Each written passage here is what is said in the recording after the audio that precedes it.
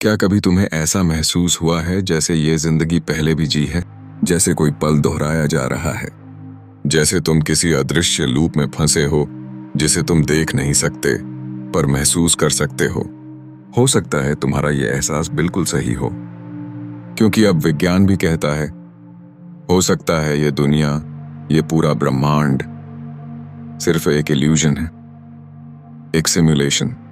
कल्पना करो, एक ऐसी उन्नत सभ्यता जो हमारी तुलना में लाखों साल आगे है।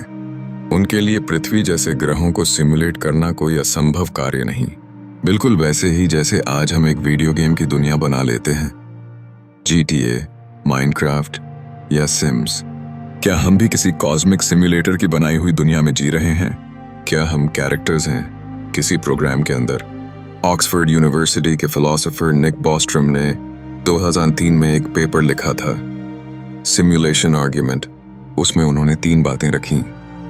या तो इंसानी सभ्यता कभी उस तकनीक तक नहीं पहुंच पाएगी जहां वो सिमुलेशन चला सके, या फिर अगर पहुंच भी गई तो वो उस तकनीक का उपयोग नहीं करेगी, या फिर हम पहले से ही उस सिमुलेशन में हैं।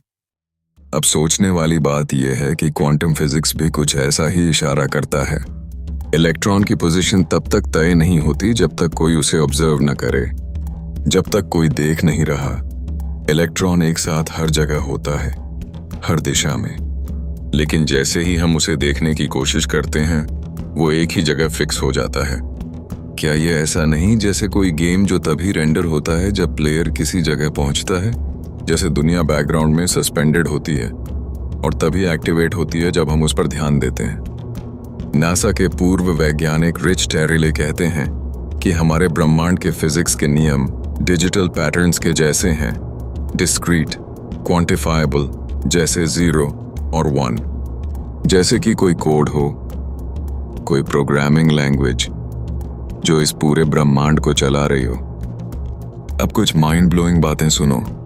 एक कंप्यूटर साइंटिस्ट ने बताया कि अगर हम ब्रह्मांड के मूलभूत कांस्टेंट्स जैसे gravitational constant, speed of light, Planck's constant को एक साथ रखकर देखा जाए तो उनमें कुछ पैटर्न है, एक फॉर्मूलिक डिजाइन जो रैंडम नहीं लगती।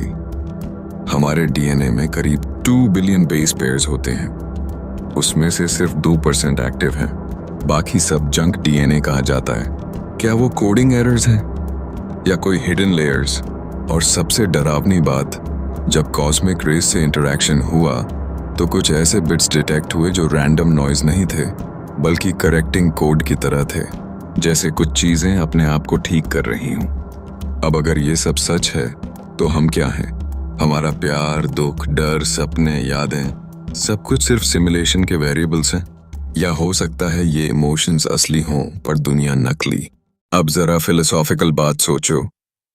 अगर कोई सिविलाइजेशन एडवांस्ड इनफ है जो ट्रिलियन कैलकुलेशंस प्रति सेकंड कर सकती है, तो उसके लिए एक फुल ह्यूमन माइंड या कॉन्शियसनेस को रेप्लिकेट करना भी मुश्किल नहीं होगा। और अगर ऐसा मुमकिन है तो फिर सच में सिमुलेशन बनाना और उसे लाइव रखना भी संभव है। अब सबसे बड़ा सवाल, अगर ये सिमुलेशन है तो इसका मकसद क्या है? क्या हम किसी एक्सपेरिमेंट का हिस्सा हैं, किसी एलियन सिविलाइजेशन का सोशल टेस्ट, या ये सब एक कॉस्मिक एंटरटेनमेंट शो है जैसे वेस्ट वर्ल्ड? या शायद ये सब हमें खुद से बड़ा कुछ समझने की कोशिश का जरिया है?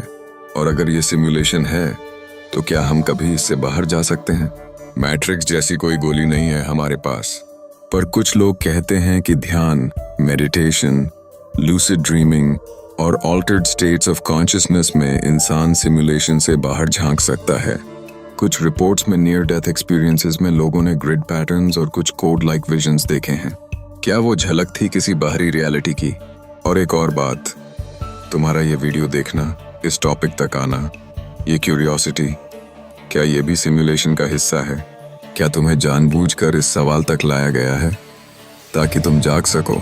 या शायद तुम एक ग्लिच हो इस सिस्टम में, या दोनों ही इल्यूजन है?